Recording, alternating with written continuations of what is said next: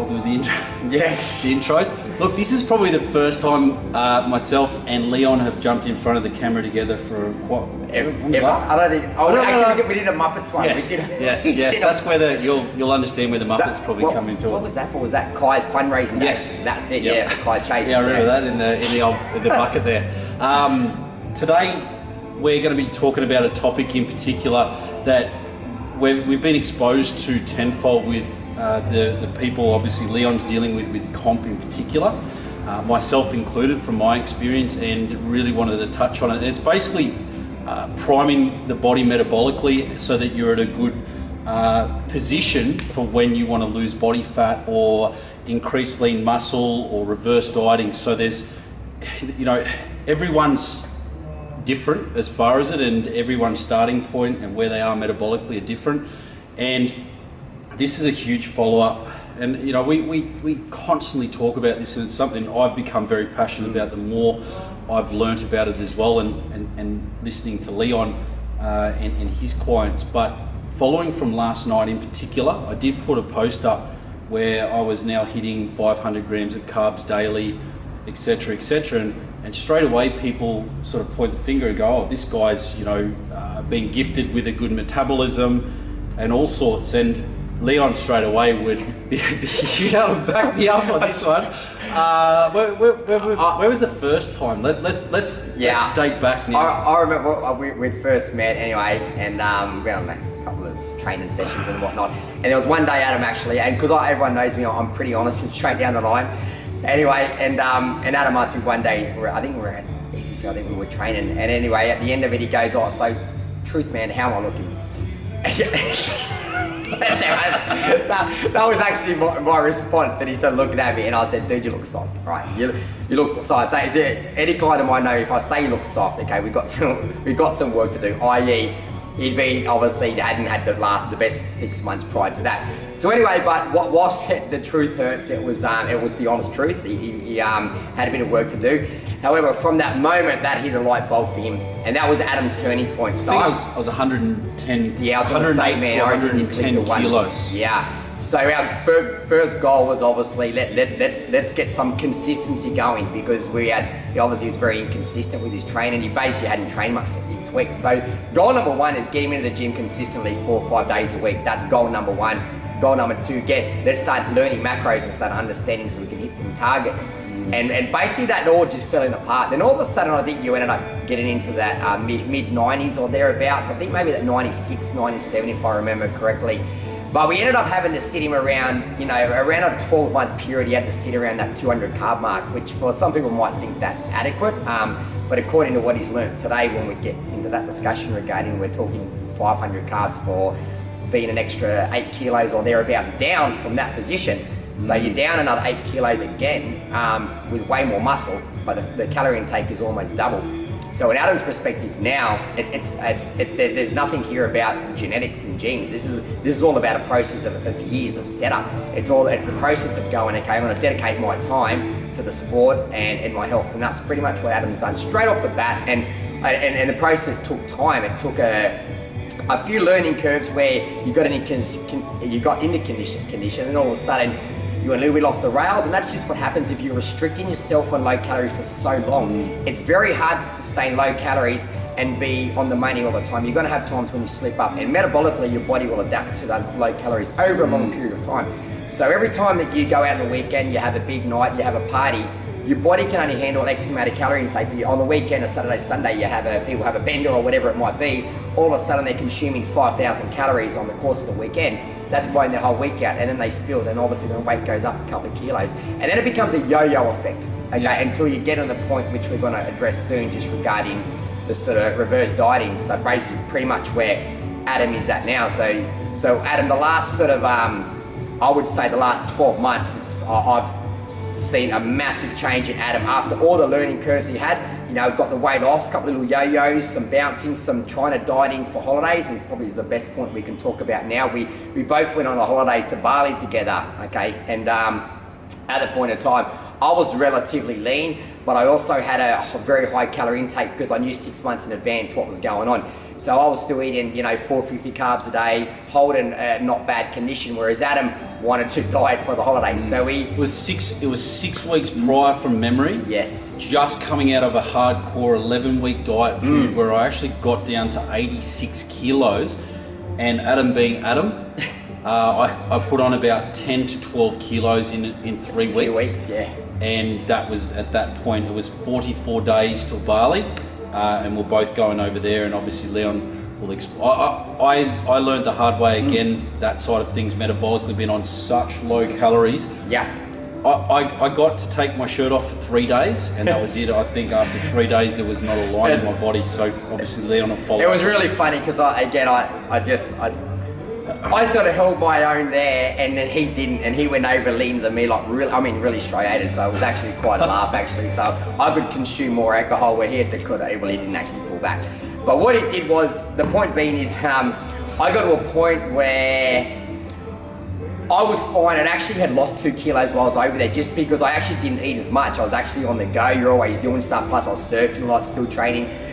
But what Adam did, because he'd come off that 11-week harsh dieting phase and he got super lean, 3 weeks of binging. So basically the 10 kilos went up, but metabolically he was pretty much still in the same position. So then he wanted to tune things up. So anyway, so we cut it back again. Then ended up losing, I don't know, man, maybe another 8 kilo or something in a very short time, 6 weeks, 7 weeks, whatever it was, to go to Bali. And went over. So basically the metabolism started somewhere around this point, finished around here, then actually ended around here. And obviously the consumption of alcohol, food in Bali, obviously the weight went on, metabolism still stayed here. So that was Adam's learning curve. I come home, I went to Bali at 81 kilo. I think I come home at 78 or something. I think Adam I managed 10 days, 8 kilos. Yeah, so obviously he's getting a point. So that was his wake up call, and the point that I got to that is that you don't diet for holiday. You look, unless it's, you haven't come off hardcore dieting, but if you keep dieting, you're actually going to dig yourself a hole, and the rebound there is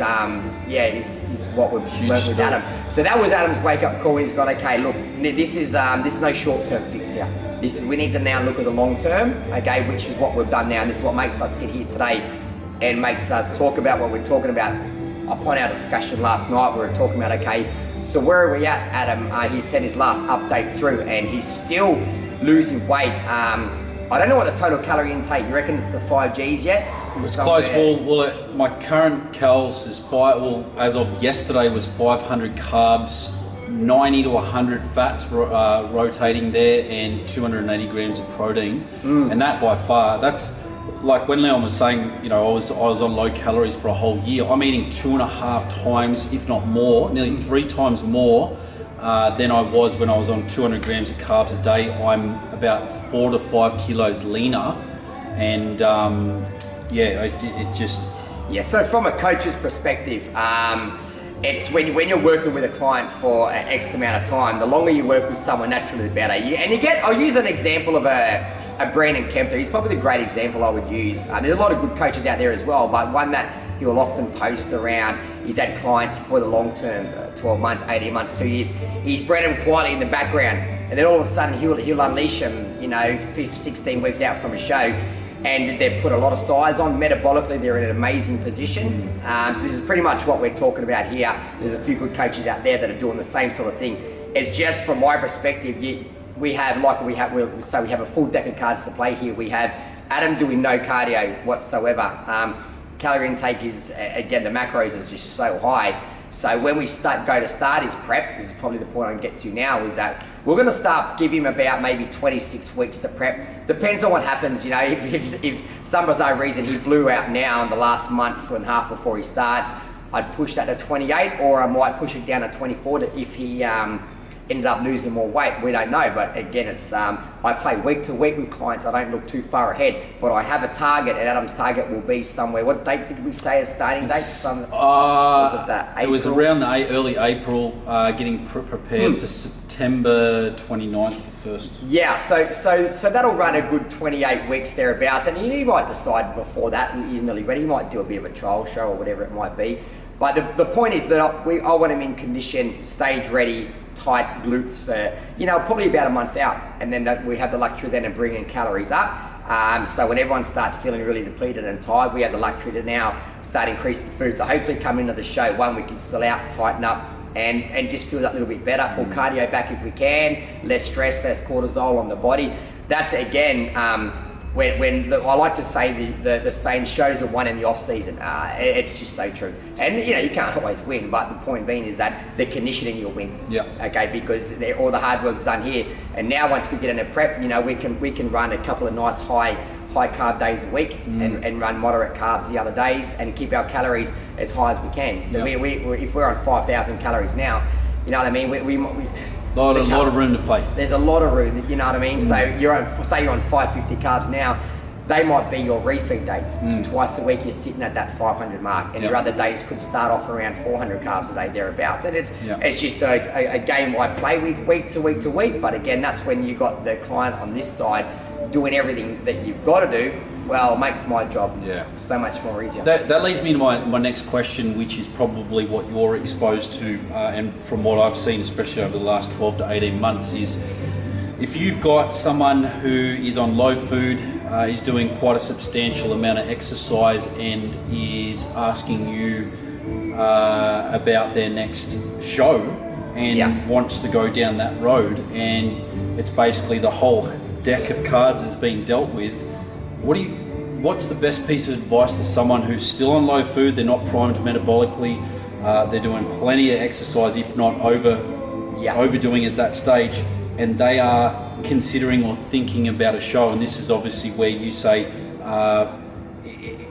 it takes time to prime. I mean, again, this has been a 2-year process for me. What is the best piece of advice you can give to those people? Yeah, it's probably the best thing in the whole industry, the question you can ask, and it's one thing that I reckon everyone that's involved in the sport needs to even listen to the answer. It's pretty logical, to be very honest. Your body isn't ready for prep. So my job as a coach, it's not to tell people what they know or what they want to hear. I've got to be the hard person and tell them what needs to be done, for starters. That's just the bottom line. And yes, it upsets a lot of females. They do get sensitive when they've got their heart set on, let's say, season A, for example. And I just think that they're on 150 carbs. They're doing cardio 4 or 5 times a week. So the calories are not even 2,000 or well below that. I don't really have anywhere to go. If the calories are sitting low, I start their prep at 1,400 calories. 20 weeks out, I don't really have much room to move. So metabolically, they're sitting at the bottom end of the scale here.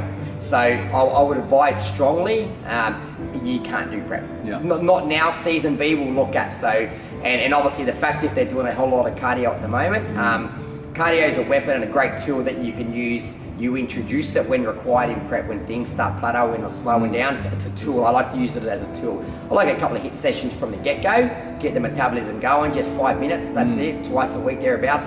But then you can build on it if required. If they're losing weight, they don't need to. But in this case, I don't really have any tools up my sleeve. Everything's already probably been used, and the calories are already too low. So you simply then got to have to do the old reverse. We've heard that word a million times, okay? But it's just essential. They have to get their calorie intake as high as we can. Let's say for a female going from 150, they might have to go to 250 carbs at a very slow rate, but that can take 6 months. Okay, that's some people, you don't want to jack it up too quick, otherwise you're going to put more weight on straight away. So it's a delicate process, and if the time comes and we feel that, you know what I mean, our goal number 1 was to get the reverse, we'll do that, but we haven't actually made any improvements from our last show. So protocol number 1 is fix that metabolism. We need to do that. Protocol number 2 is make improvements. So you might end up going, geez, man, that's why if you're a seasoned competitor, I've been there and I've done it and I've learned the hard way. It's very hard for a natural athlete, okay, to make gains year to year to year if they've got issues with metabolism. I see clients, people can do it. You can make improvements, especially if you're a novice. If you're an experienced competitor, okay, it makes it very hard to make gains every 12 months in this sport, you know what I mean? Because it's almost like a 6-month dieting process as it is. So it's the reverse dieting is something that it just has to be done, man, and has to be done effectively, and there's no quick fix. Unfortunately, I wish there was. Our job is very, very, very frustrating, okay, at times, because I don't like telling people this and that, or if someone's losing a centimetre a week, some girls can get very upset about that. Well, if they lose a centimetre a week for 20 weeks, that's 20 centimetres. That's fantastic. I know what I mean. And during the reverse, if they're not putting too much weight on, even better. So yeah, I would be delaying their prep. And if they're not even ready season B, I'd be very honest and upfront, and a coach needs to be. So it's not a matter of they can't do the show. It's their body won't let them. Yeah, that's it. And it's not me being the nasty monster here and saying that, you know, I don't want you to do it. I don't want everyone to compete and have the experience of doing it, but it's the body that, yeah, that's exactly right, Amy, you hit the nail on the head. It's not my core. Yeah, it's actually your heart's in the right place, you're ready to do it, but if the body isn't coming to come to the party, mate, you can't outsmart your body. Okay, you can't out-train it, you can't outrun it.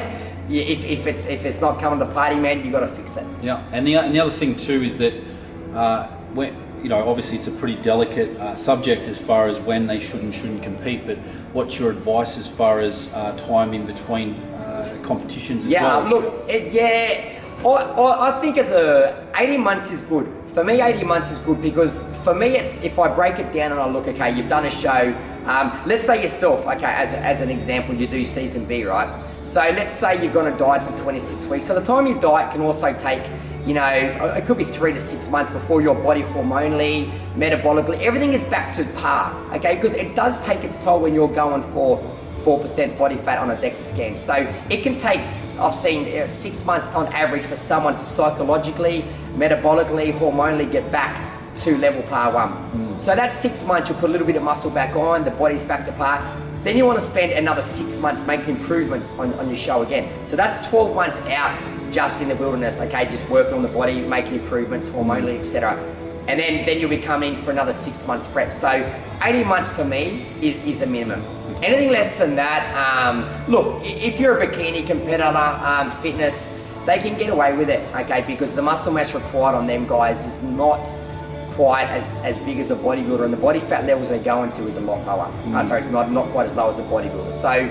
So it's really the division pending. Look, I've seen bikini girls do back-to-back seasons. You know, look, Granite Conditioning has a lot of girls that can do back-to-back shows, but they also stay in really good condition and their calorie intake's quite high. So these girls can back up, okay? And I have some that can back up a lot as well. But it just all depends on where they're metabolically and hormonally and mentally.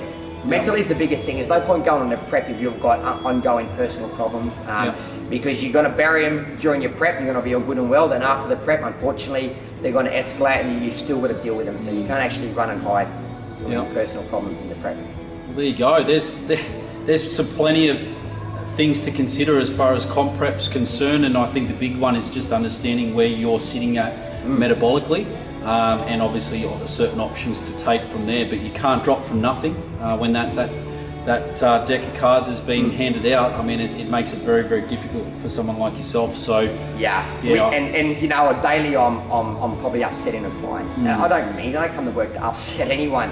It's just the harsh reality of, and the clients aren't getting upset because they're upset. They're upset because their heart's set on a goal and their body's going to let them down. Unfortunately, at the end of the day, it's not me. It's not their will to want to do it. It's unfortunately just the way it is, man. If the body ain't coming to party, man, prep's just not something that can be done at that specific moment anyway. Cool. Well, guys, hope you enjoyed. No doubt we're going to be bringing a few other topics on hand. We'd like to do it a bit more regularly, but definitely food for thought, guys, and hope that really helped. Thanks for your time, buddy. Pleasure, mate. Thank you very much, guys. Any questions, just you can inbox Adam or myself, or any other topics you want us to chat about. Mate, we can chat all day. Yep. But we can't, we're busy.